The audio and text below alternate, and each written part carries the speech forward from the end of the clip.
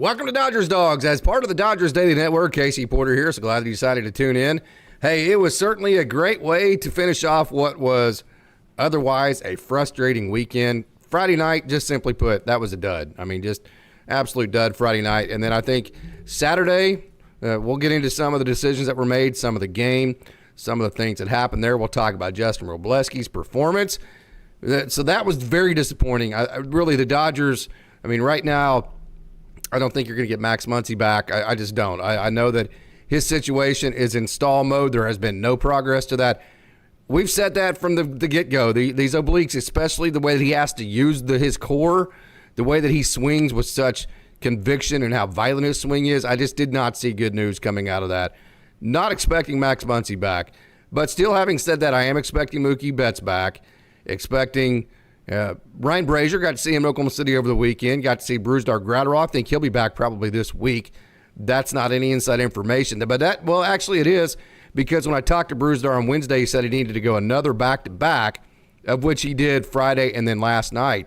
So that's the back-to-back. He said he would be back in L.A. after he did that, and he has done it. So I personally think, based on the information I have from him, he'll be back probably this week at some point. Got to see Ryan Brazier, and then got to see Clayton Kershaw in Oklahoma City as well. We got to see him come back with the Los Angeles Dodgers. You've seen Justin Robleski. You've seen River Ryan. And so there is reinforcements on the way.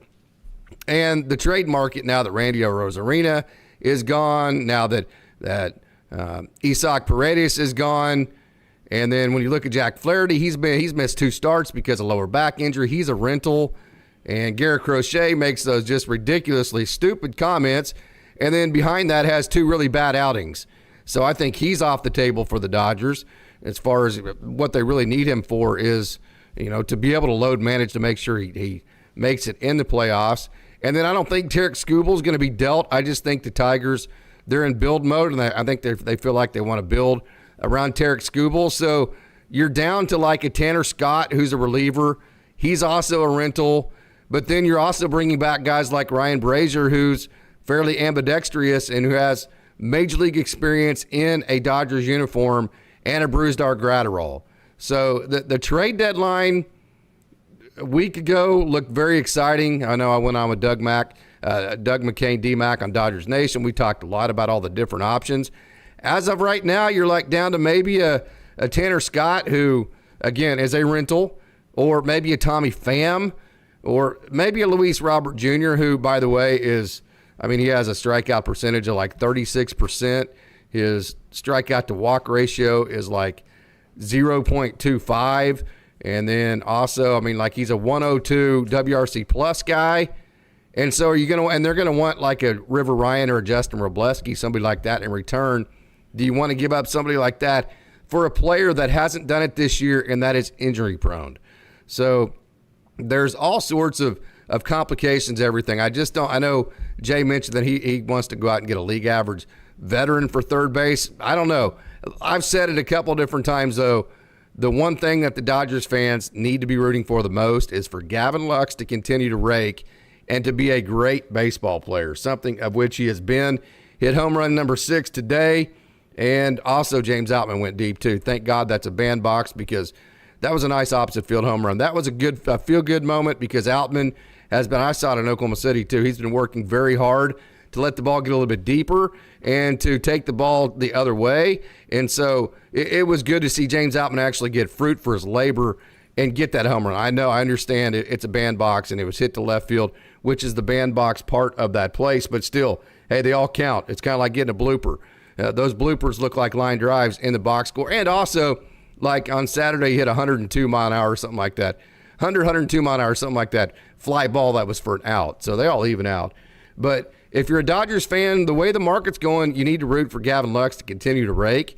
And then you'll have maybe a Nick Ahmed or a Miguel Rojas that could play some third base, or Kike Hernandez or something like that, because the trade market options just aren't there right now. Hey, fans, at least to give up like the big time names that we're used to seeing. Kyle Hurts off the books because he's having Tommy John surgery, of which we mentioned to you that last week. I couldn't divulge the information I have. The information I got on it was off the record. If the person who gave it to me is watching, just know that that is always off the record. I take that seriously. I don't care about scooping stories. It will always stay off the record whenever I get information like that. So nobody's going to want to trade for him. That's one of the names. And then your next names down the line are like Ben Kasparius in terms of pitchers, Dalton Rushing, Josue De Paula, somebody like that. That's who you'd be giving away. And I'm just not sure that's going to get you a Tarek Skubal. And I'm not sure if you give away a River, I don't think you're going to get Tarek Skubal anyways. But I'm not sure that giving away a River Ryan or a Justin Robleski or a Dalton Rushing for a Tommy Pham or for a Tanner Scott is actually upgrading your team. And like Andrew Friedman said, and I totally agree, a marginal upgrade for a whole bunch of inflated priced prospects is not something that is advantageous for the Dodgers, because here's the deal. Anything below first place, whether it be losing in the NLDS or losing in the NLCS, whatever it may be, or in the World Series, if the Dodgers don't win the World Series with $1 billion that they spent in the offseason, I know a lot of that's deferred, whether it be second place or eighth place, it's all the same. It's all the same failure. The Dodgers have to win a World Series with this window. Period. End of discussion. So marginally upgrading and then risking your future to marginally up. So like if you're let's say like you're the Pirates and you're having a good year and you're going, man, if we trade and we marginally upgrade at shortstop and then we marginally upgrade in left field and we go marginally upgrading our starting staff, man, we're going to make the playoffs and we might win the first round. Well, that's really good for the Pirates. That gets their fans excited. That sells season tickets for the next year. That situation does nothing for the Dodgers. So the Dodgers, in my opinion, are go big or stay home. And when I say that, go get Tarek Skubal or throw Justin Robleski and River Ryan. I would rather do that than go out and get a Lance Lynn, a Noah Syndergaard, some veteran that either has been really, really mid to average in their career, or like Jack Flaherty, he's missed 2 starts because of lower back pain. Is that the type of guy that you want to bring into the mix for a whole lot of prospects and with a guy that is basically a rental? I do think he has an option about that. I'm not the greatest on the contracts, but I think he has a team option for next year on his contract. But again, you're getting a guy that hasn't always been great, having a good year this year, missed 2 starts with lower back pain. What are you going to get out of him, and what's it going to take to get him? And then what's that doing for your future? Of course, in the future, you're going to add Shohei Ohtani, Dustin May, Tony Gonsolin, make you maybe Roki Sasaki. So that may be something that the Dodgers consider, but I just don't see River Ryan or Justin Robleski being on the block for anybody that's out there right now, unless that person's name is Tarek Skubal. That's the only guy that I see those two being on the block for. So again, I think if you look at what this might be, I mean, you're going to add back. Let me get back to my notes here, and I can actually kind of go through all of the names here. But whenever you look at what the Dodgers would be adding back, I mean, you're talking about Clayton Kershaw, Bobby Miller. We're going to talk about his outing. I was there, took lots of video. I was first row. Going to talk about what we saw. It was not pretty. Matter of fact, it was ugly. We're going to have the tough conversation about the Bobby Miller performance, and we're going to talk about it, and I'm going to tell you exactly what I think about it, where he's at right now, where it could be in the future. So what if I told you this was your trade deadline? Clayton Kershaw, Bobby Miller, Mookie Betts, Yoshinobu Yamamoto, Brusdar Graterol, Ryan Brazier, Max Muncy, and then also Walker Buehler. That would be like the most epic trade deadline of all time. Well, those are all guys that if things hit right, you're going to add back. Now, I don't think Max Muncy is going to come back. I've already said that. Walker Buehler, I saw him the other day. Not convinced he's going to come back and be anything that can help the Dodgers. Now, when I say that, he's not going to be better than River Ryan. I don't think he is, just from what I saw with my own eyes. That could change with some more rehab outings. That's just my honest opinion. Bobby Miller, I do think, will be a player. We'll see. And I got a chance to talk to him, and he talked about the injury and still being young, needing time to kind of get back into the groove of things, and how he thinks, just like last year, maybe ramping up late, he's going to actually be pitching his best towards the end of the year. So, and I think that definitely is going to happen. So definitely don't give up on Bobby Miller. But Brusdar Graterol is going to be back really soon. Mookie Betts is going to be back. I'm very optimistic that Yoshinobu Yamamoto is going to be back as well. So, man, if you add those guys, or at least a large combination of those guys, that's a really good trade deadline to add back. I know Dodgers fans would be disappointed because we want the splash, we want the name, we want the Tarek Skubal, we want maybe even a Luis Robert Jr. because that name sounds sexy, although you don't know exactly what you're getting from that aspect. But still, if you did add those guys back, that would work towards a really good trade deadline. Wow, oh wow, do we have a tremendous crowd tonight. I can't thank everybody enough for tuning in. Again, we're going to get into a great down the farm. We're going to talk about Bobby Miller. I have video that is live from the stadium. We're going to cover the Brusdar Gratterall outing from last night, Ryan Brazier. We're going to cover the great outing from Peter Hubeck. And then at the Tulsa level, we're going to cover Carlos Duran. We're going to cover Damon Keith. And so we have some new pitchers to cover. Pedro Santillan at the Rancho level. Want to definitely stay tuned for him. We're going to cover Luke Fox. And so, also, we're going to cover Sam Mongelli, who stole home last night. So we have about a 23-minute down on the farm that we're going to get to at 7:45, about 7:40. So we have about 30 minutes. About 7:40, we're going to get to that. We're going to play it somewhere in that range, and it's just absolutely, it was a whole lot of fun to put together because there was great action over the weekend. So we have a great crowd logging in. Hey, BC, good evening. Thanks you so much for joining. Craig, thank you so much for joining. Good evening to yourself, Charlie Stokes. Thank you so much for joining. The show is going to be spectacular tonight, no doubt about it. Okay, Craig Osterberg at 7 p.m. Yep, we got her started. No doubt about that. Hey, all right. Plus, they're supposed to be, okay. Aaron Vaughn, looks like they changed the time, so delays not, well, yeah, I couldn't get into all the details of that, but it is what it is. Okay, postseason will begin today. Game 1 to Robleski. Game 2, Ryan. Game 3, Glasnow. Game 4, Stone. It's obvious Glasnow and Stone are beyond exhausted right now. Bullpen is a tinderbox right now. Yeah, no, those are good comments. Definitely, I think Glasnow would be your number 1 starter. Hopefully Yoshinobu Yamamoto can come back. He'd be your number 2 starter. And then at that point, I think probably Gavin Stone would be your number 3 starter. But that's what it is. Hey, Peek a Peep, anyone home?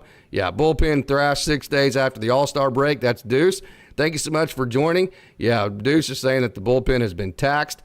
Hey, Deuce, I hope Dodgers don't trade for a mid-starter. Let's let the kids cook.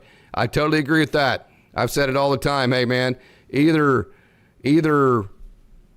go get the Tarek Skubal or throw Justin Robleski or River Ryan out there. I totally agree with that. Peek a Peep, thank you so much for joining. So much to discuss tonight, no doubt about that. Ela Shiva, thank you so much for joining. Really appreciate it every time you join the show. Moose, what's up to yourself? My man, thank you so much for joining. Hey, BC said Crochet got humbled. What stupid comments he made. I mean, I don't have the exact quote in front of me, but when I read them, it was like, what are you doing, dude? I mean, his agent, what is his agent doing? It's like, this guy's getting ready to lose value, and then on top of that, I think he gave up 3 runs in 2 innings today. All I could do was laugh about that, so I totally agree, BC. Crochet was definitely humbled. BC, I'll take Scott. Ilashiva, Gratterall is coming soon. Hey, Peek a Peep, Scott's fine with me if the Dodgers want to go there. The question is, what are you going to have to give up for him? If you only have to give up some guys that are way down there, maybe some complex guys, a Rancho guy, maybe a high A Great Lakes guy, I'm good with that. If you have to go give up a Gavin Stone or somebody like that, that's where I probably draw the line. To Motley, good evening. Nice win today. It absolutely was a nice bounce back after a very frustrating loss on Saturday, no doubt about that. Orlando, I'm curious who loses their spot when guys return from the IL. Hey, you're talking about Brusdar Gratterall, you're talking about Ryan Brazier, and you're talking about possibly a Walker Buehler. You're talking about possibly a Bobby Miller. Those are 4 spots. So my guess would be the 2 spots he would lose would be River Ryan and Justin Robleski. And then you're probably talking about a couple of bullpen pieces. But that is a great question, Orlando. That is a question that not even management can answer right now. And I think you've seen with the moves that they've made, they literally are going day by day on the roster crunch. And they're waking up that morning going, okay, what's our best option? What's our best game plan as far as this next move? And I don't think they can think any further past that. So I think that's exactly why I think that's actually happening, and so I don't think I think it's going to have to go transaction by transaction and just see what's happening that day, because the way this season's gone, you have no idea who's going to be injured or what's going on. Hey, BC, Dodgers just had 50-plus Ks in a 3-game series. Yes, that was frustrating. Lots and lots and lots of swing and miss. The only good thing I'll say about that, BC, is that there was less swing and miss today, and guess what? The Dodgers won. I won't go on a rant on that because I talk about the 3 true outcomes all the time. It leads to boom and bust, home run, strikeouts, and walks. And yes, this weekend had a lot to that. So if you're not into the strikeout thing, this weekend was not a weekend to watch the Dodgers. No doubt about that. Pika Peep says, pass on Robert Jr., maybe if he was in better shape. I'm with that too. I don't like the strikeout and no walks and low average. I just think he's the exact kind of offensive profile that I'm not convinced. I think it's going to make the Dodgers more explosive, but it's not going to make them more consistent. And I think becoming more consistent is what closes your holes faster. So that's why I'm a little bit less on Robert Jr. than most people. I know I get a lot of pushback on that. So it's interesting to hear another Pika Peep there on kind of on the same page. Hey, we're talking about untouchables. We're looking at another early exit, Johnny Owen. I don't think so. I think, hey, by the way, the Dodgers have the second biggest divisional lead. They have the second most wins in the National League, and they're doing it without Mookie Betts. They're doing it without Miguel Rojas right now. Didn't have Freddie Freeman in the lineup over the weekend. You're getting ready to add Brusdar Graterol, Ryan Brazier. Evan Phillips hasn't been the Evan Phillips that we came accustomed to. So, I mean, there's been a lot of moving parts to it. And by and large, the Dodgers have done a good job skating around it and continuing to have a lead that they have now 6.5 games over the Padres. They actually gained a game today. The Padres lost the Orioles, and they still have that 3.5 game lead over the Milwaukee Brewers. So if you get Tyler Glasnow healthy, he is going to be better or as good or better than any pitcher that he's going to be able to strike out more guys than whatever pitcher the other team throws out there. If Yamamoto gets healthy, he's a shutdown guy. Gavin Stone is very good. Clayton Kershaw, we'll see. So I wouldn't say that it's doom and gloom like that. I would say that the Dodgers have actually done a good job of having the record that they have based on what they have. And if they can get healthy, that is a big if. I understand that. They still will have the best roster of any team, I think, in the National League. And that includes the Braves and the Phillies. But that's just my opinion. Hey, Orlando Hot Take Lux ends the year with over a 280 average. I've seen him get hot like this. Now, I was at the minor league level, and it was in 2019. I have seen this streak from Gavin Lux with my own eyes. It's part of the reason why I have so much belief in him. Now, hey, all transparency, about 2 weeks ago, nobody on earth could defend Gavin Lux. You had to make the statement at that point, if you're going to have any kind of credibility whatsoever, that if Mookie Betts returns tomorrow, Lux is out.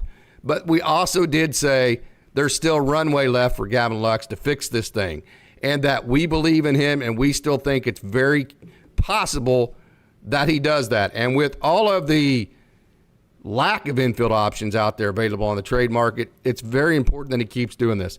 I don't think he'll probably get to 280, but I think he will end up being around a 250, 255 hitter. What I really want to see out of him is that, like he got on base today, 3 times, maybe 4 times today? I don't have the box score in front of me. But I think I do right here. Gavin Lux, as I look at it today, let me look on here. Gavin Lux went 1 for 3 and, no, I don't know what game that was. Actually, that's the game. That's yesterday's game. Gavin Lux, I believe, is on base 3 times. What I really want to see from him, the power is great. Want to see him get on base. Get on base 3 or 4 times a game, score a couple times, and that would be so valuable to this Dodgers club. Hey, Joseph Dietrich, thank you so much for joining. I really appreciate you joining Dodgers Dogs tonight. May I moo-moo dogfish to the Dodgers patch? Okay, very good. Great offensive support today, says Ela Shiva. Pika Peep, Altman was due, just needs to get his reps at the major league level. He's finished with AAA ball. I've been telling people this forever. There's nothing for James Altman in Oklahoma City. Not anything. It's not swing related. It's not mechanics related. It's in his head. And the only thing that's going to fix his head is success at the major league level. He can come down to Oklahoma City and hit 900 and hit two home runs in a game, and it's not going to make a crap as to relating to success at the major league level, because when he gets back in the major league setting and feels like he's having to fight for every at bat, not comfortable, feels like if he goes 0 for, he's not going to be in the lineup the next day. That type of press is what's creating what's happening with Outman. What it does is it takes your weaknesses and it makes them even larger until you learn how to overcome those being scared aspects of the game. That's not the right way to put it.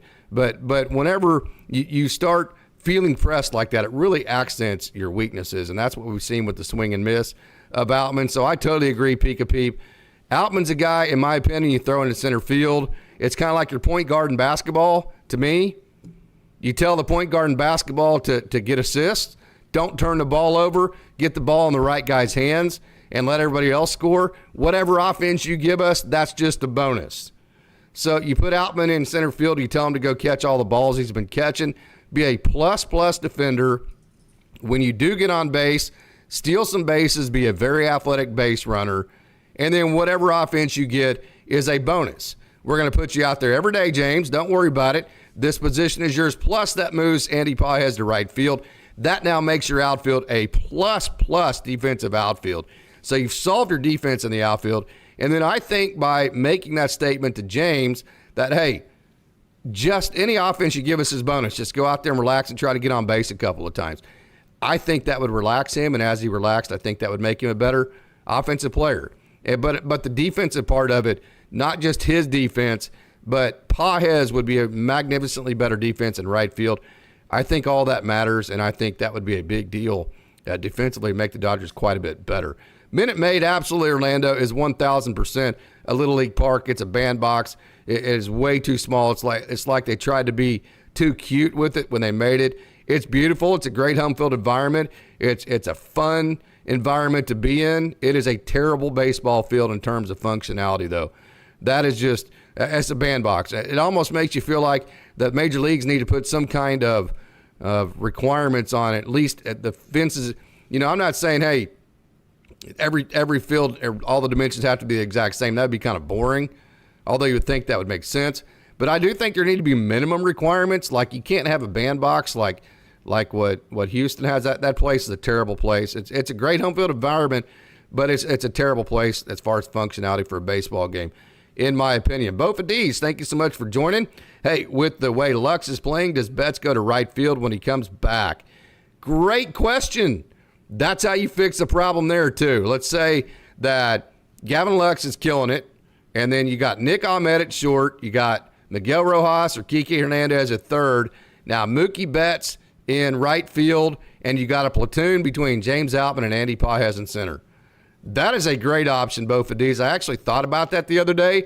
Hadn't thought about it since, so I'm glad I read that because that is an awesome option. Craig Osterberg, just get Tommy Pham, won't cost too much, and he has dog in him. I still think, Jay mentioned this the other day in a comment, and he was absolutely 1,000% correct. I don't think this team's like not gritty, but I don't think like they go over the top and go out of the way to be gritty and to be kind of that fighter type team. I think adding a fighter, adding somebody with spice like a Tommy Pham could do this club a lot of good. Plus, I think the bat to ball would play very well. It's the opposite of the Luis Robert Jr. pickup. It's adding to an aspect of your game that you actually need to improve, which is the bat to ball, the contact, the average. The OPS is like in the 700s. That's fine. Give me bat to ball, give me high average type of guy, and that, in my opinion, just because of the fit, being able to make the Dodgers better in an aspect of their offensive game that they're not good at, I think that right there plus his attitude makes the Dodgers better. So I think that's a good observation, Craig. No doubt about it. Hey, El Boogie says Andrew Friedman is sleeping around. I think that's a bed that I'm seeing there, sleeping around the deadline. We'll see. I just don't think there's very good options, and I don't think the options out there are worth the inflated prices that maybe a Chicago's wanting for a Jack Flaherty or a Luis Robert Jr. or a Garrett Crochet. And if the Detroit Tigers don't want to move on Tarek Skubal, there's nothing the Dodgers can do about that. Not a single thing. So, I mean, I guess Randy Arozarena, they could have got him, maybe, but again, it takes two to tango. And then maybe Isaac Paredes, that would have been a solid pickup for the Dodgers. So you have a point there, but We'll see. Hey, Tomatley said, let's back up right here. Johnny Owen, can we afford to stand pat? That's what Johnny's saying. Got to make a move. Don't make a move just to make a move. Again, you're getting ready to add a whole bunch of guys that are already going to add to the roster crunch into the equation. So, and I like Justin Wroblewski and River Ryan better than a lot of the options that you might be able to give me out there, because those guys are dogs, man. They think like dogs. Hey, Tomatley, thank you so much for joining. What a wonderful crowd we have. I didn't see Lux in the minors, so is this the best stretch I've ever seen? So this is the best stretch I've ever seen from him, including 2022. This stretch right here is not as good as the stretch I saw in 2019 when he came at the end of his time with Tulsa, and then the entire time at the end of the year in 2019 at Oklahoma City. It was incredible. I mean, it was one of the most incredible offensive stretches I've ever seen. It is great to see Gavin Lux. I hope it continues, because for his sake and for the Dodgers' sake, it is the best case scenario, no doubt about it. Hey, Roy, thank you so much for joining. Really appreciate you joining. Thank you so much on a Sunday evening. Orlando Mookie will likely stay in short. D-Mac reported him working on the infield in the shortstop spot. Well, if Gavin Lux keeps raking, then you do that, and then you move either Miguel Rojas, Kike Hernandez to third base, and then that makes probably Nick Ahmed expendable. I'm of the opinion you put, again, James Outman in center, Andy Pages in right, maybe platoon Jason Hayward, put Teo in left, and away you go. You become an elite defensive team in the outfield. That covers up some of your defense, maybe from Mookie Betts at shortstop that you might lose. Gavin Lux has been the best defender on the team all year, so you're great at second base. Miguel Rojas will be a great third baseman, and if Mookie Betts can just be okay at shortstop, you're a really good defensive team at that point and a great offensive team. So, peek a peep. If Tigers don't want Ferris or Miller for Skubal, fine with me. That's what I'm saying right there. Not Wrobo, not Ryan. If it's somebody down the line, as good as Jackson Ferris is, he's still 2 or 3 years away from helping this club win. And if the Dodgers haven't won a World Series with the roster they have now in 2 or 3 years, it's going to be ugly. They need to win one before then. So, not necessarily because Jackson Ferris isn't a great prospect, just because of the timeline of it. I don't want to give up guys that can help this year, next year, win a World Series, because I think you have a lot of guys that can help you do that. Johnny Owen, hey, guess I'm going to Cancun early. Yeah, I think we have a conversation going on between some guys in there. Roy Estrada, Casey, from your experience, is allowing Rowe and Ryan get the third out of the sixth inning a big deal? Does getting one more out make that much of a difference? It does. It absolutely does. And go back to my James Outman comment, and what I'll tell you is, what it tells these guys is, hey, Dave believes in me. He has my back. When he gives me the ball, he's giving me the ball, and it's my game. And so whenever pitchers realize that the manager is going to take them out, not because he's trying to protect them, either emotionally or physically, but because just analytically it's the right move to make, that's whenever you kind of have each other's backs and you gain a lot of confidence with each other. Now, does him taking those guys out have far-reaching ramifications? Are they going to lose confidence now? No. But there comes a point where a pitcher earns the respect to where there's kind of that unwritten rule between that pitcher and the manager that you don't take me out until I'm ready. And so it's kind of getting into that aspect. And I'll say this, I agree, and I went on Twitter, and hey, I had no problem with the Wrobo deal. And despite what a lot of Dodgers fans are thinking, Evan Phillips has struggled lately. I get it. I understand. Go look at the 2 pitches that the Astros got hits on. They were sweepers and sliders. They had a lot of movement on it, and they were low and away. They were great pitches. So what Dave actually did worked. He brought in a guy that executed great pitches. Just so happened that Houston went down and was able to hit 2 really great pitches. So I had no problem with the Wrobo deal. The deal with River Ryan today made no sense to me. I will flip that, Roy.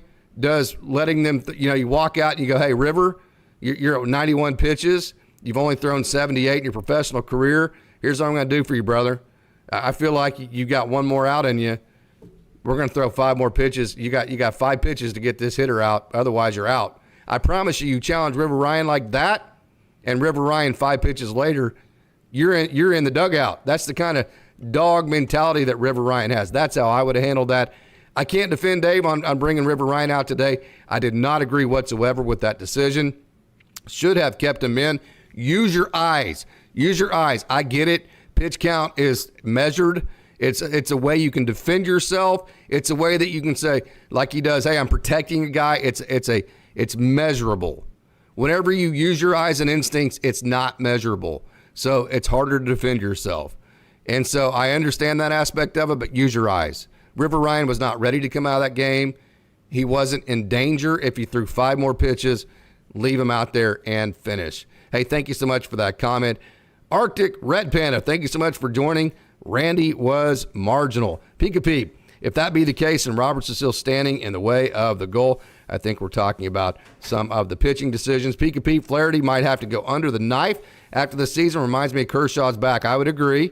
Nobody, hey, Arctic Red Panda, nobody talking about Lynn and Syndergaard. You're, yeah. Okay, Deuce, try not to use profanity if you don't mind. And we like to have good conversation that goes back and forth and is very, very respectful to each other. So if you don't mind, try not to argue with each other, and then also try not to use profanity if you don't mind. Deuce, already released Paxton. Most of the guys out there are in his tier. I agree with that, and I don't want guys like that. The Dodgers already have made the statement they don't want guys like that. That's why I was so excited they actually chose River Ryan over James Paxton, and River Ryan has proven the Dodgers correct. Sammy Boy Smith, thank you so much for joining.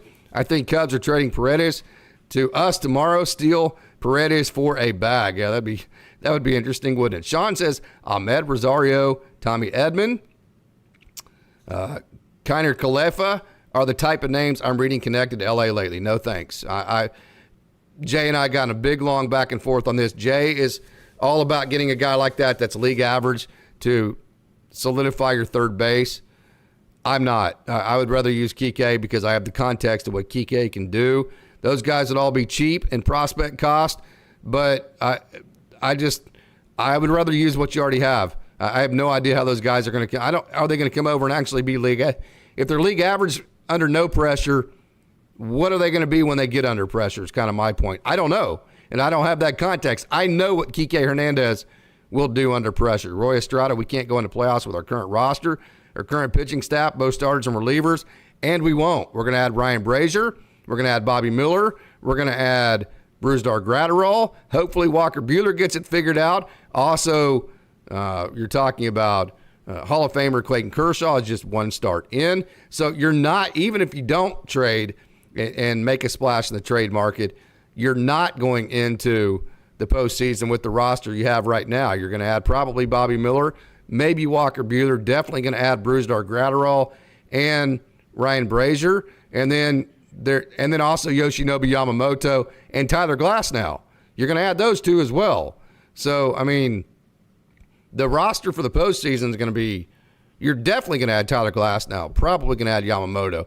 So even if you just add Glasnow, Brazier, Graterol, and then Kershaw keeps pitching, and then you add one of the two between Miller and Buehler, one of those two figured out, which I think if it was between those two, it would probably be Bobby Miller to be that guy. That's a lot to add to your roster between now and then. So it doesn't have to be through the trade market, in my opinion. So we can't hope players stay hot or do well. We must go in with confidence. Our young arms, no doubt. They're strong. That's what he says. I agree with you there, Roy. BC guaranteed first-round exit. Pika Peep says cross Muncy off, done. I would agree with you there. Both of these, they really need Muncy back. Their third base offense has been not good since he's been gone. I think the terminology here is doo-doo since Muncy's been gone. It absolutely has been. Pika Peep, Miller just needs more time down the farm to get himself together. Yeah, we're going to cover him on the Down the Farm segment tonight. I have lots of video of him from the stadium. Ela Shiva says Dodgers need a third baseman. I wouldn't disagree. I don't know who that guy would be, though. Aaron, that's my problem in the trade market. Aaron Von Casey, what makes you so optimistic with so many Dodgers being affected off the injured list? Well, first of all, I've seen Brusdar Graterol, and he was reaching 99 last night. I saw Ryan Brazier, and he looked really, really, really good. Yamamoto, I've had that injury. I've been saying mid-August since it started. He is going to throw a bullpen this week. I think a lot of what they did was precautionary. I think all of what they did with Tyler Glasnow was precautionary. And I saw Bobby Miller with my own eyes, and it's all about getting the feels back after the injury. And I think the Dodgers are going to have enough time to give him enough starts in Oklahoma City to where, just like last year, he's going to start gathering momentum towards the end of the season. He even mentioned that in an interview, and he's going to start actually throwing really well as the season goes on, because you got to remember, man, I mean, this is a guy coming off injuries. It's not as easy as it looks. Peek, talk about Zaire Hope, too. Yeah, we're going to talk about Zaire Hope in our Down the Farm and his 4 hits and his massive 110-mile-an-hour bomb last night. Ela Shiva, Casey, you have the best Dodgers stream. Thank you so much for saying that. I really appreciate that. Congratulations, you've read 100 messages. Hey, how about that? That is absolutely fantastic. Aaron Vaughn, well, we'll see. Okay, Charlie Stokes, you are right on point. Thank you so much for that comment there. Peep, Drillers get about 20 hits in tonight's game. I have not actually even looked at any of the minor league action today. I have not had time to even look at the box score, so I'm excited to get to that when I have a chance. Yao Player says the young starters are looking good right now. Sean, now that he's signed an extension and we have Fiducia up, hey, congratulations to Hunter Fiducia. Thank you so much to everybody who checked out that hot take feature that I put out yesterday. I was so excited that got viewed because I love Hunter Fiducia. I know he's going up just to be depth piece. I don't care. And I don't care if they DFA him afterwards and he goes to another club that picks him up in a trade scenario. I think that would be a good option for him. And then he becomes a major leaguer somewhere else. Forever and ever now, Hunter Fiducia is a major leaguer. So excited about that. I'd like to see Will Smith get some third base reps, probably to do it in the offseason, though. Yeah, not going to happen. They wouldn't even do him. They wouldn't even give Will Smith reps at first base. So definitely not going to happen at third base. But, yes, when that time comes, they played Dalton Rushing in left field last night, so trying to add positional versatility to him. When that time comes, I think they might think about that with Will Smith at third base and then some first base, but now is not that time. Both of these, they have plenty of options for starters, only need 4-man rotation in the playoffs. They need a real center fielder and a real third baseman. James Outman definitely is a real center fielder. He's a plus defender. And he's had times, remember, he was a 4-WAR player last year. So he's had times where he was a really good offensive player too. So you have a guy that has the potential to be all that, and I'm not sure there's a guy on the trade market that is that right now. I think Luis Robert Jr. is in the same category as James Outman in the sense that as we sit right now, it's all about potential. It's not about what you're doing at this moment. So that being the case, why give up prospects for a guy that you're talking about potentially could figure it out once he came to the Dodgers? Peep. Stone, Wroblewski, Ryan, that's our big three right there. I would agree. Ela Shiva, when we might win, might we see Hunter Fiducia playing now that he's up from AAA? Just in pinch hitting roles, not going to be a factor at the major league level. That's okay. Yeah, Peep, Crochet got lit up. That's hilarious. I agree. Baseball gods never forget. Totally agree. He got humbled there. But not going to see Hunter Fiducia play a major role with the major league club. Just up there to fill a roster spot until they get Freddie Freeman back and be able to say that he forever now is a major leaguer. I love it. Deuce Crochet has half a good season and thinks he's Randy Johnson. No doubt about that. Hey, Bob Student 10, hey, back yourself. Thank you so much for joining. So far, Ryan looks to be a keeper. Absolutely no doubt. I agree, Dodger Blue 82. I've said from the start, if you go back to any of my content on him, he thinks like a big leaguer. His brother was a big leaguer. His uncle was a big leaguer. His dad was a professional player. He thinks like a big leaguer. No doubt about that. And you've seen that, the confidence and swag. And he's a tremendous athlete. Charlie Stokes, Honeywell did very good today. Yeah, Honeywell, Ahmed, they keep playing well, are going to make the decisions interesting. Peep, I give some block prospects, but that's about it. Yeah, I'd keep Honeywell around. Yeah, you're going to have a roster crunch. He's one of the guys that you can, that is probably one of the guys the Dodgers counted on being able to DFA to add Brusdar Graterol or Ryan Brazier back. But, man, if he keeps pitching like this, he's going to make it tough for you to do. Evan Phillips, you think about that, of course, that's a dumb comment to make on my part because he's been so good, and he's not anywhere close to even thinking like that. That's another reason why I don't think that was a bad decision to pull Wrobo. You have a 5-run lead. What better situation to slip Phillips in there? And, hey, he's earned the leeway to try to figure out what his problems are, and it would only behoove the Dodgers if Evan Phillips became Evan Phillips again. So I had no problems with Dawgs trying to slip him in there yesterday on Saturday. I'm so happy for the contributions, says Ela Shiva, of Outman, Luxy, Biggio, J.Hay, Teo, and SB by Otani. Yeah, no doubt about it. Me too. Peep, Robert Jr. did win a Gold Glove, but that was back during his rookie season, and he was a lot trimmer. And James Outman's a great defender. I'll put James Outman defense up against most guys, no doubt. Nick Romero, thank you so much for joining. What a tremendous crowd we have tonight. What do you think about Nick Horner? I've seen him probably about 10 different times. in Oklahoma City. I think he's a good player. Whenever you use names like that, you're going to have to also then tell me who he's going to block. You're also going to tell me who we have to give up. So to evaluate that guy, I think he would be a solid addition.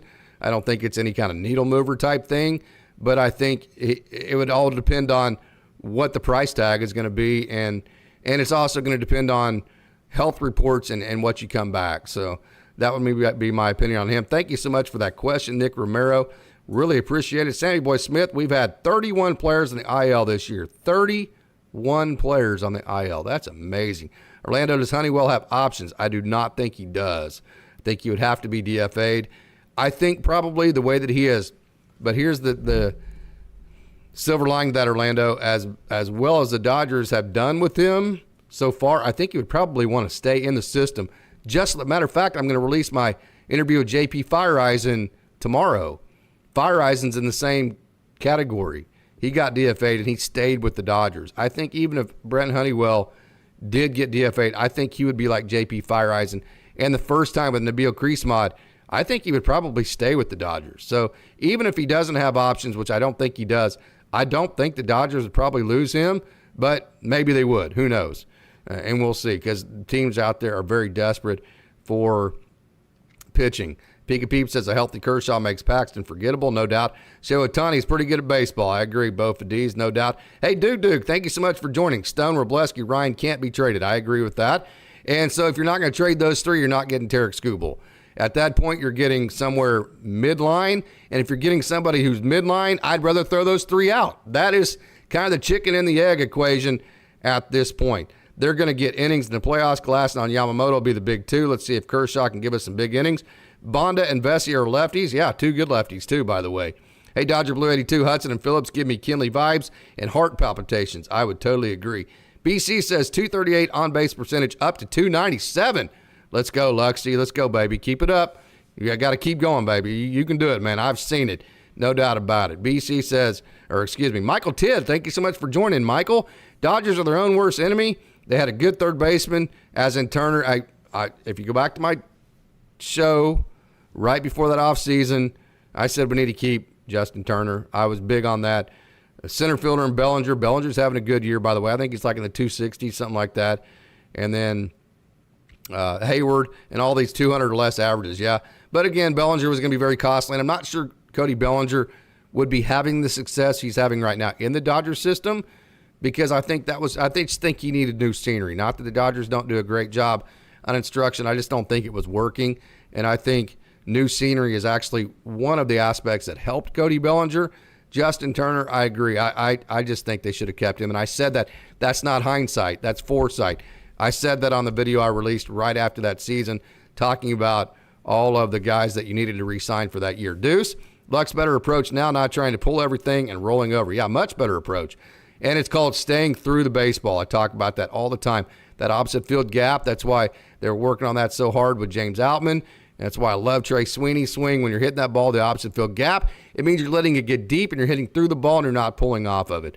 Delirium 9, thank you so much for joining 8 days till the Phillies series. I hope Mookie will be back by then. Me too. Moose 1032, Glasnow needs rest, Casey. He's fatigued, and you can see it. He has around 10 starts left. Yep. And the Dodgers need to figure out, they'll know better than we will, how to map that guy.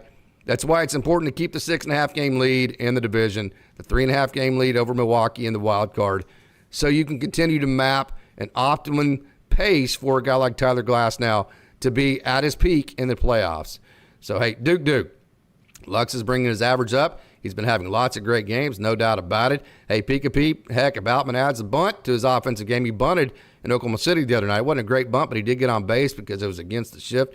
That would actually help quite a bit. Charlie Stokes, Kershaw will be locked and loaded for the playoffs. Trust me, I hope you are right. That would be a big deal. BC wanted to see more Kelly versus Trastros. I love Joe Kelly. Got to interview him. Such a cool dude. He likes skateboarding. He likes all those high adrenaline type activities, even outside of baseball. And then he takes that thirst for high adrenaline right onto the field with him. So I love Joe Kelly. I trust him in every single situation.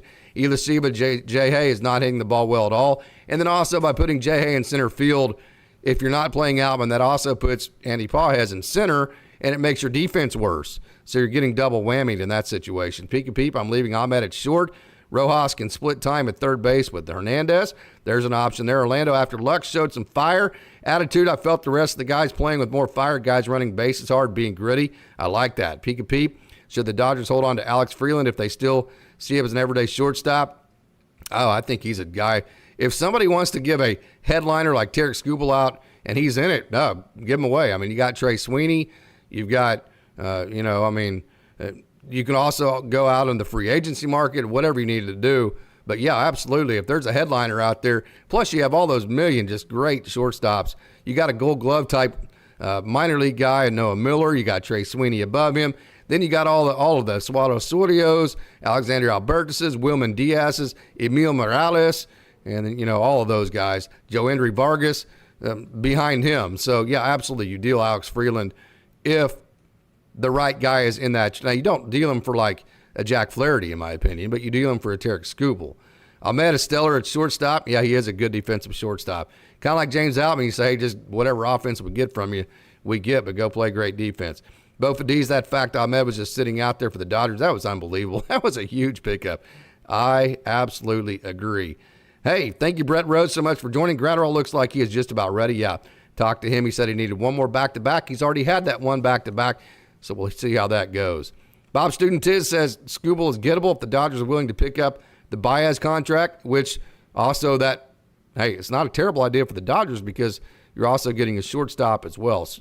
So, hey, Devin, thank you so much for joining. Need to keep River Ryan and Robleski, no doubt about that. Not only keep him, but keep him in the rotation. I agree. You're preaching to the choir there, my man. I love River Ryan. Imagine you got him for Matt Beatty, as Pika Peep is saying here. Cole, thank you so much for joining. These teams should have acted faster. Yeah. Now that you've seen Ryan and Robleski, man, the price tag just went up on them. I mentioned that. You show them up there and you say, hey, you want to ask the moon for Garrett Crochet? Then you sit over there in Chicago and suck, and then you won't also have any of our prospects. I guarantee you if Garrett Crochet and the Chicago White Sox would have just been reasonable about this, they would have had probably one of those two, and they would have been getting the benefits of this. And still, now have you seen Justin Robleski challenge all those hitters on the inner half with that 98-mile-an-hour fastball, and then just the swag of both of those guys, the pitch ability, the strike-throwing ability of both of those guys? That added a lot of leverage for the Dodgers. I totally agree with that. I just think that's a real thing. Both of these, when Betts, Freeman, Ohtani, and Will Smith are pushing 40, Dodgers are going to be hard to watch. Yeah, no doubt. A lot of long-term contracts. Charlie Stokes, fam, it's all about right, but we don't want to trade any of our rookie pitching to get him. Yeah, it's all about whatever package you have to give up to get Tommy Pham. Yeah, so I would agree, Cole. Ryan Robleski earned the right to stay in, save their ERA. Totally agree about that. 100%. Deuce says pitch count's an excuse. I will say with Justin Robleski, Tommy John, earlier this year, River Ryan didn't get ramped up till late because of shoulder fatigue and soreness. So it's a reason. I think excuse is a little bit too far, but I would have kept River Ryan in today, no doubt about that. River may be able to stay longer, but I have a feeling the Dodgers are paranoid about injuries. No doubt about that, Frankie Honolus. Thank you so much for joining, Frankie. I really appreciate it. Both of these, the Dodgers knew they didn't want to start Pax in the playoffs. That's right. I said that about 2 weeks ago. As soon as you realize that James Paxton is not eating innings and you already knew he wasn't going to be in the playoffs, there's no reason to keep him. So they got rid of James Paxton at the perfect time. Who replaced Muncy at third, says Ela Shiva. It's either going to be Kike, maybe Miguel Rojas.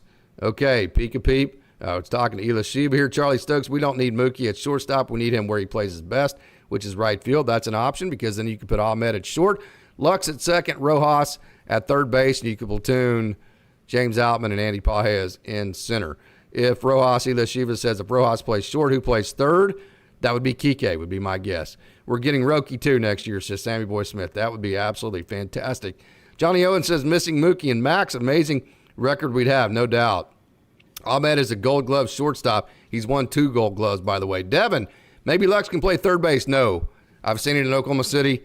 Gavin Lux cannot play third base. That is, I'm not trying to be sarcastic or rude. I'm just telling you, I've seen it, and I love Gavin Lux. I love me some Gavin Lux. Y'all know that? Not at third base. That is absolutely not an option for Gavin Lux whatsoever. He is a great defender at second base. Leave him there, see if he can keep hitting. When will Hunter Fiducia get into bat with the Dodgers? Maybe never, Ela Shiva. They might give him one token at bat. They might not. I don't know, but he's a major leaguer, and that's good enough for me. Pika Pete couldn't believe Tulsa exploded. Yeah, again, I'm going to get to that here in a minute. Lux has a wet noodle arm. Yeah, well, he's played a good second base. I'll say that, Bob Studenton. He's been the best defensive player the Dodgers have had. Dodgers need to get Fiducia on a big league club ASAP. That's what I'm saying. If you DFA him after this to get the 40-man spot back, he's going to get traded in a DFA setting to a team that could probably use him at the major league level. So this is a win-win for Hunter Fiducia, no doubt about that. Wait until winter to try Smith at third, no doubt. Tamale, my hope for Miller, Pepio didn't return until mid-August, and then he keeps getting better, and he comes back and he destroys the competition mid-August after he's got his groove back, no doubt about that. Taylor and Kike will be ready for the playoffs, says Charlie Stokes.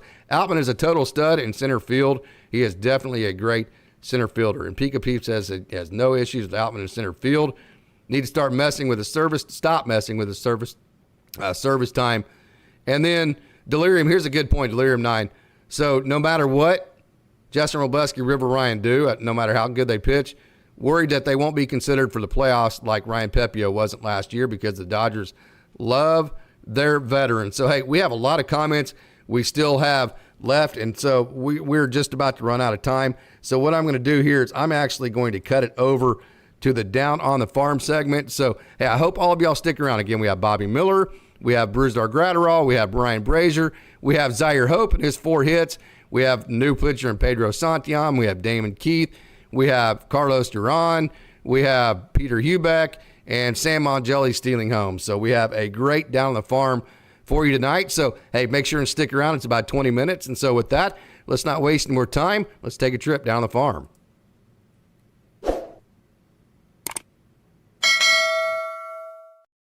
Going to start our Down the Farm segment as we do each and every time at Single A Rancho Cucamonga.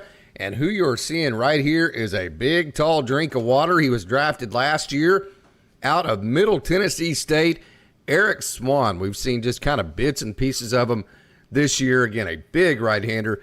Don't have specific velo numbers. That is a nice slider there. But Eric Swan, typically speaking, I have messages with him. And I do have it confirmed that typically speaking, on a day in and day out basis, his four seam is about 96 to 98. Slider is 86 to 90.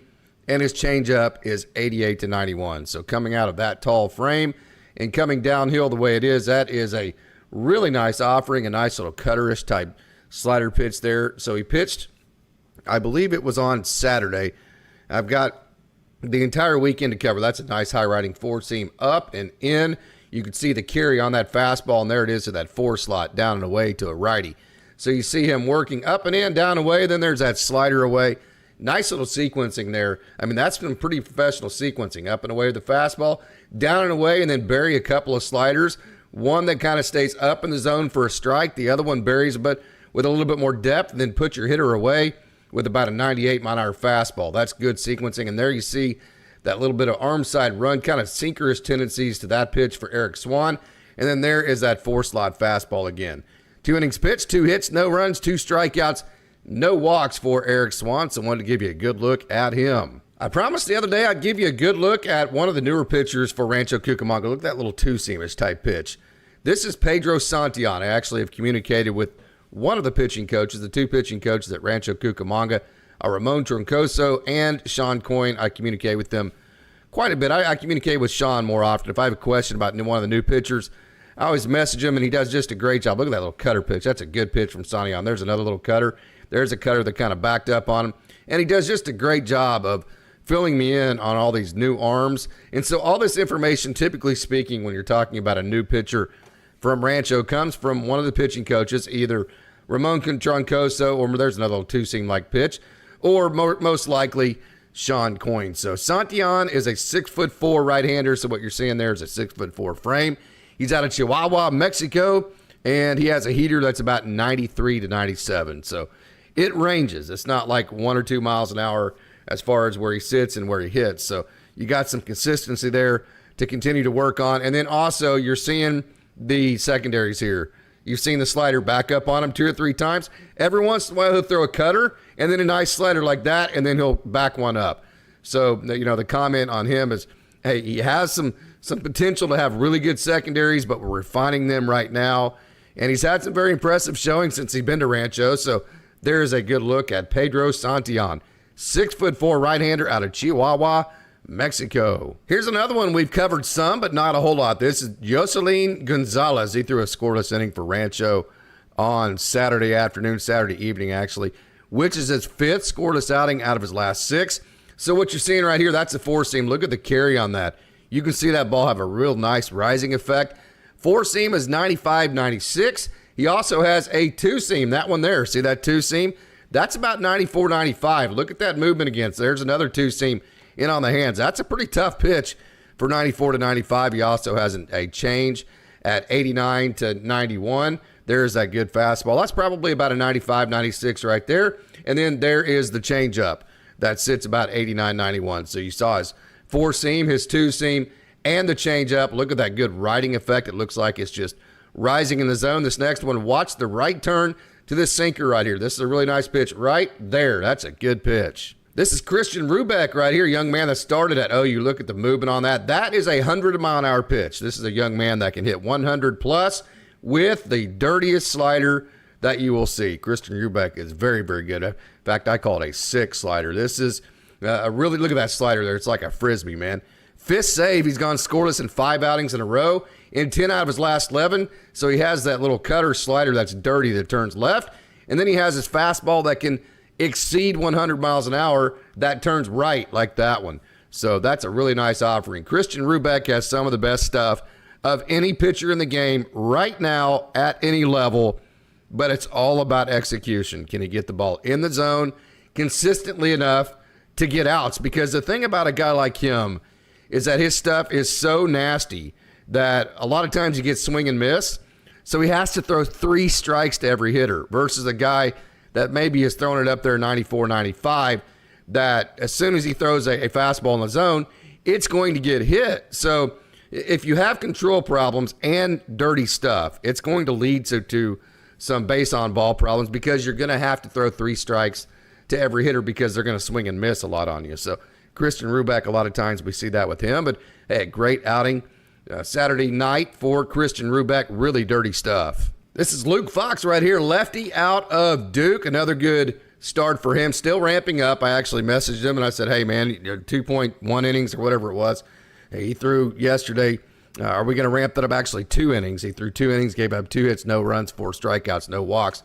We going to ramp that up? He said probably not. Of course, he's coming off of injury, and so he said probably going to play it more safe than sorry. So we've seen kind of an emphasis in the organization to get guys like Jackson Ferris up to like 6 innings. Ferris threw 7 innings his last outing, but it's not going to happen with Luke Fox. What you're seeing here is a 4-seam at about 93, 97. You're seeing a left-turning changeup at 87 to 89, a slider cutter at 88 to 91. There is a nice fastball. That's probably about 95 right there from Luke Fox. There's another one there. And then he also throws a slider / curve, kind of a slurve, that is a knuckler, and that comes in at 82 to 85. So he's able to shape it. He's able to turn it left and right.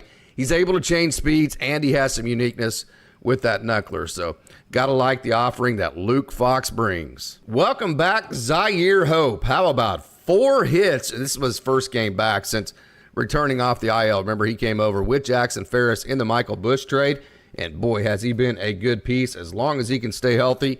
Fantastic pickup by the Dodgers. 4 hits in his first game back with Rancho Cucamonga, including this bomb, 110-mile-an-hour home run. I know you didn't get to see it there because the camera work wasn't great, but hey, wanted to show you and wanted to remind you that Zaire Hope, young man they call Tank, because he hits tanks. And I mean, when he hits it, it stays hit. Went 4 for 4 last night and also hit a home run. So good to see him play so well at Rancho, and good to see him back. Moving up to the single A, the high A, I should say, Great Lakes level. And man, what a night did Sam Mongelli have for the Great Lakes Loons in front of a big crowd on Saturday. I know Austin Brubaker, my usual co-host on Dodgers Dawgs, he went to a social, an ice cream social before the game. It was a nice event there in Midland, Michigan. There's a good look at the short and sweet stroke of Sam Mongelli. He's moved to the 3-hole, and man, he responded. He had 3 hits. his 7 double, but that's not the big one. He also stole 3 bases. And check this out. You're going to see it here in just a minute. One of those 3 bases, he stole third on his last, after getting a hit in his last at bat. He got to second base on a walk, and then he stole third. So here's his, I believe, this is the bottom of the 8th here. So watch this. He gets a base hit up the middle here, which you guys know I love it when hitters use the big part of the field. That's where all you gather all your hits. It's where all the hits are at. So then he gathers this hit right up the middle. We're going to get a good look at the open face of Sam Mongelli at that nice, sweet swing. Again, now watch this. He steals third. Chris, and this is with the lefty. And so you kind of see the shift there. He sees that the defense is in a shift. That's actually Lake County. So the defense being in a shift, he goes ahead and steals third. And then once he steals third, remember, you have a lefty, Chris Newell at the plate. Watch this. He steals home in the bottom of the 8th to give the Loons a 3-run lead. Usually you do that with a righty, so you block off the catcher. So if you have a left-handed pitcher and a right-handed batter, that's a pretty good combo because the lefty has your back turned to you, and then the right-handed hitter blocks the catcher. You had one aspect of that. You did have the left-handed pitcher that did not see Sam Mongelli take off, but you did have an open look for the catcher to make a tag, and he was still able to beat it. And a lot of times you'll see teams tell their hitter to back as far back in the box as they can, and then swing and intentionally miss. That way the catcher has to delay coming up and trying to make a tag. I've seen that a million different times stealing home, especially at the high school level. But, hey, Mongelli did it on his own, so that was super exciting for him. Chris Newell has had a few issues like a lot of guys do. Alex Freeland had it last year with some swing and miss in his game, and that's why his batting average is not higher than it is. So far, he has been the 3 true outcome guy. Either hit a home run, strikeout, or walk. So the bat to ball, the average, like it has done with Alex Freeland, it needs to come up if he's going to reach his potential. I mean, he has like 5-tool potential. This guy is super, super talented. I think Jay's mentioned this a couple times.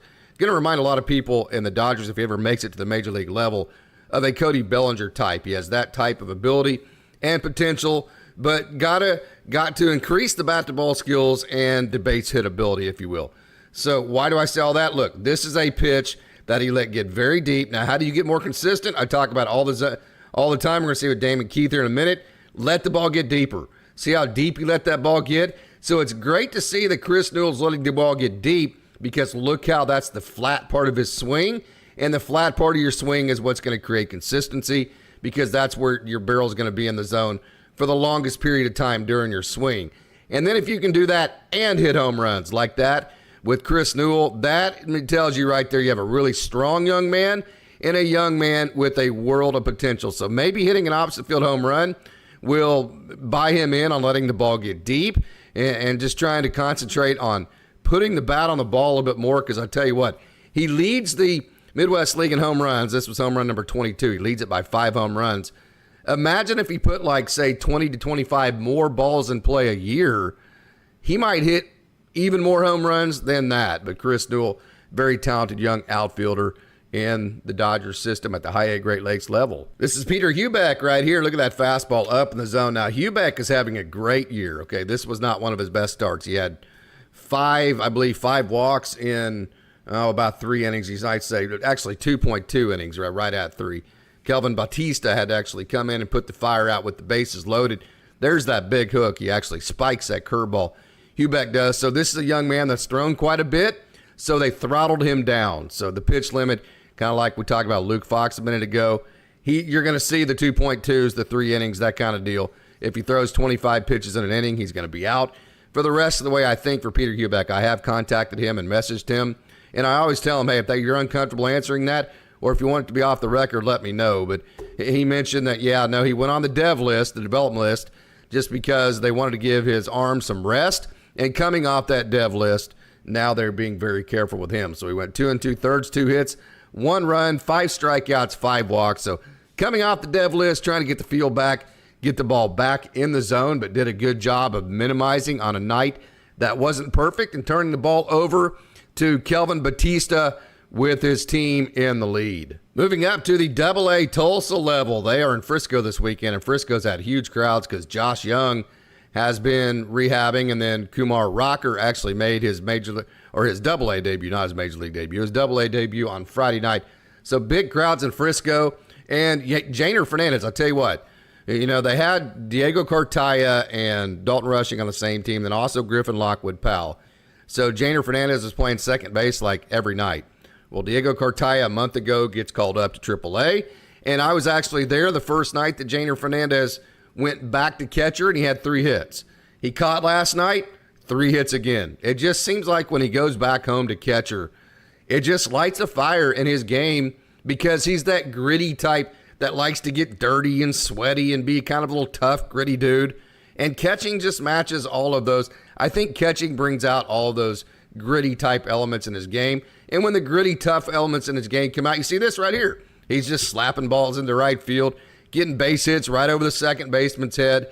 And all of that, I think, matches Janer Fernandez. So good to see Janer Fernandez catch last night.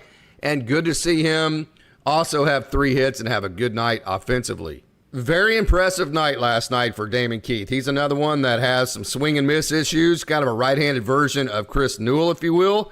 We know he can do that. That is a 104-mile-an-hour fastball that you did not even, 104-mile-an-hour exit velo that you did not even see in the screen. This guy is one of the strongest young men of anybody in the game. I'm just telling you, he has that kind of elite strength in the way that he swings the bat. So when he hits the ball, it stays hit. His home runs are going to be very impressive. More impressive than his home run, that is 110 miles an hour. And, hey, like we said, like Chris Newell, you know, there's some swing and miss in his game. So the deeper he lets that ball get, the more consistent he's going to become. So after hitting a 104-mile-an-hour home run, Damon Keith was mature enough to let that ball get deep. Now look how deep he let that ball travel.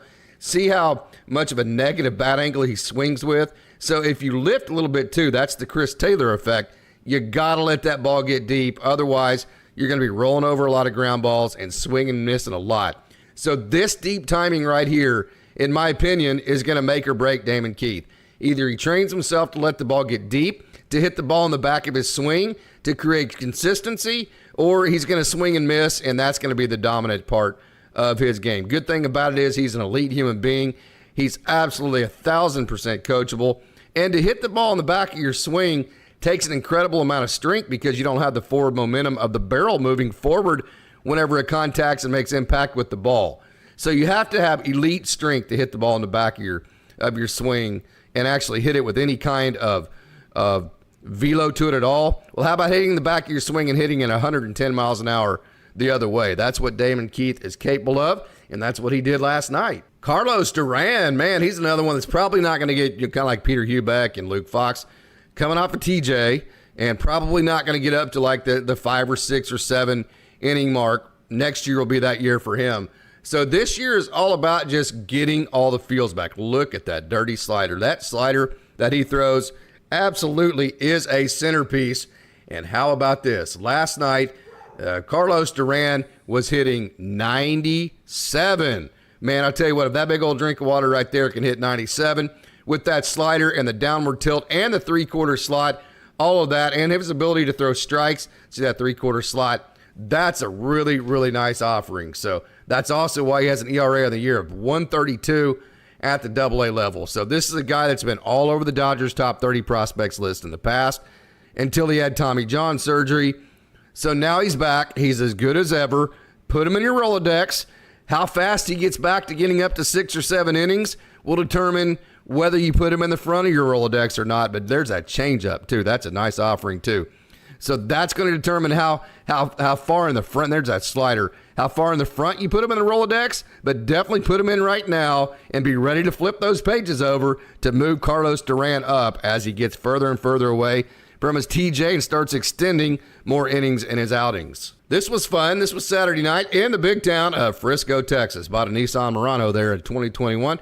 Still love that vehicle. It's been a good vehicle for us. But hey, this is Juan Murillo, and he's facing Josh Young, who is on Major League Rehab. And Frisco's being in the Dallas-Fort Worth area. Instead of sending him down to Round Rock in Austin, they just throw him down to the AA level. The Dodgers do that a lot. They send him down to Rancho instead of Oklahoma City for travel purposes. So they just told Josh Young, hey, just go play for Frisco all weekend. And so I wanted you to notice here, this is Juan Murillo and his fastball against a Major League All-Star. He got down 2-0 right there, so he's down 2-0. And then also the next pitch is a ball. So now he's down 3-1, and neither time could Josh Young do damage on him, nor could he do damage on a 3-2 pitch. You see he's a little shocked there. That just goes to show you how good the fastball of Juan Murillo is. So when he is in the zone, when he is confident and he is getting ahead of hitters, there are very few fastballs in the game that are more explosive than Juan Murillo. Spent all week, I went to at least part of every single game this week in Oklahoma City and got to see a lot of great action, man. Got to see Bobby Miller, Walker Buehler, Ryan Brazier, Brusdar Graterol, you name it, man. Ben Kasparius. Got to see just some great pitching this week in Oklahoma City. This is Bobby Miller warming up. And last night, the stat sheet was ugly. I mean, to put it point blank, I mean, it was a rehab outing that I know a lot of Dodgers fans, it kind of opened their eyes, and every time I post about it, it's like 7,000 negative messages. And I'm telling you, I was in like the third row, and there were parts of it that were bright spots. I'm just telling you, he threw 4 or 5 really nice curveballs. He threw 4 or 5 really nice sliders in pitching backward situations. And then he hit the 4 slot a couple times, which is to the outside corner and down in the zone to righties, which is to his glove side. And then also he threw a couple of nice sinkers and some really nice changeups. So all of the elements are there. But what happened to Bobby Miller, and what has always happened to him whenever he's given up the 4 or 5 runs or had an outing that went sideways on him, see, there's a nice sinker there, that little left turn on your screen there, right turn to him, is that he'll just center cut a fastball, that a 4-seam that's straight, trying to overthrow the pitch, probably because another thing is his velo is climbing, but it's still like 97, 98. He wants it to be 100 to 101. I promise you that. So when you overthrow like there, a lot of times your ball flattens out, and that's when you get hit, just like that pitch right there. You saw that pitch get hit because it flattened out, probably trying to overthrow it. That's another one there that could have got hit as well. And so then all of a sudden you give a home run. And there's a slider, a nice slider right there. That's to start the count. There's a nice 4-slot fastball. He actually challenged and won that challenge. So the elements are there. He made more than a couple of handfuls of really nice pitches, more than probably at least a handful of really nice sequences to particular batters. It just wasn't over and over and over and over, and it wasn't consistent enough. And then who was it? Tacoma. Yeah, the Tacoma Rainiers. Just give them credit. Every time he didn't execute, they made him pay. And so it's just one of those nights. And hey, that execution, those issues with a lack of consistency in execution, guess what? That's exactly why he's in Oklahoma City. Don't forget, he's still very young, just 25 years old. And don't forget, we kind of make him out to be like not humanly, because he's been this number 1 prospect. It's almost like he's a robot. And getting to talk to him, man, he's coming off an injury. It's harder than you think. Look at Gavin Lux, man. It's taken him forever to get over his knee injury. So there's a bunch of feels that's part of this process. It's why he's in Oklahoma City. He's way closer than you think, although the results didn't look like it last night in Oklahoma City. This is Brusdar Graterol right here. And by the way, I got a chance to talk to him on Tuesday. And at that time, he said, I needed to have another back-to-back. So that Tuesday he was going to pitch, and that was going to be, actually, I think I talked to him on a Wednesday. And so he pitched that night before on a Tuesday and then pitched Wednesday. So that was his first back-to-back. And then he threw also on Friday and Saturday. So Brusdar Graterol's return is imminent. You can see he has very short extension there. But how about this? He was reaching 99 last night, and his slider looked good. So I think Brusdar Graterol is going to be back sooner rather than later. I think it's probably imminent. So there's a good look at Brusdar Graterol from last night. Was super excited to see Ryan Brazier in action last night. You can see I'm in the first row here. This is like, he's like the 3rd or 4th pitcher in. So, and there was I think there was a concert down the street. It was crazy in downtown Oklahoma City last night. So people had kind of scattered out, and I was able to sit wherever I wanted. So I just sat right here and got to see how that forcing, let me back that up. This is what I did not realize about Brazier. Look at this pitch up in the zone right here. This pitch has serious carry. That one right there, that is a lot of carry. And then that slider / cutter, that one, that's a cutter there. That's a really nice pitch. And then there's the slider. So you got a good look at its force. Let me back that up. Watch its 4-seam. See how explosive that is? Now watch the smaller cutter for a strike on the outer half. Now watch the slider to the back foot for the strikeout. That is a really nice sequence. Good to see Ryan Brazier. I think he's probably quite a bit further away than Brusdar Graterol is, but it was good to see Ryan Brazier back and on the mound pitching.